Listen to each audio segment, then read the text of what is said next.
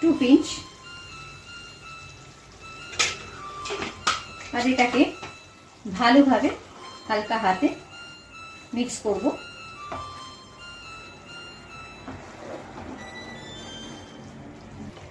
এই স্টেজে এখানে দেখুন আমরা যে ডিম নিয়েছিলাম সেই ডিমগুলোকে আমরা সরু সরু স্লাইস করে নিয়েছি এবং অ্যাড করে দিচ্ছি।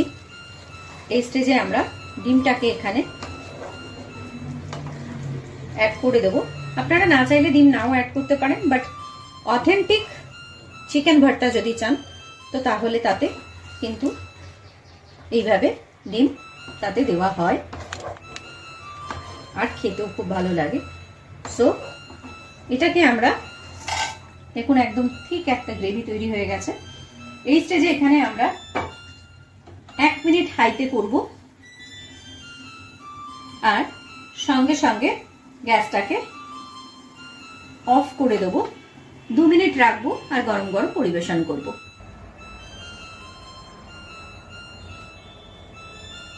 তো বন্ধুরা, গরম গরম ধোঁয়া ওঠা চিকেন ভর্তা একদম রেডি। আপনারা এটা জিরা রাইস, পিস পোলাও আর স্পেশালি লাচ্ছা, নান বা তন্দুরের সাথে অসাম খেতে লাগে। আপনারা ঝটপট বানিয়ে ফেলুন আপনাদের বাড়ির লোকের জন্য এইরকম গরম গরম ধোঁয়া ওঠা চিকেন ভর্তা। আর অবশ্যই আমাকে জানাতে ভুলবেন না কিন্তু।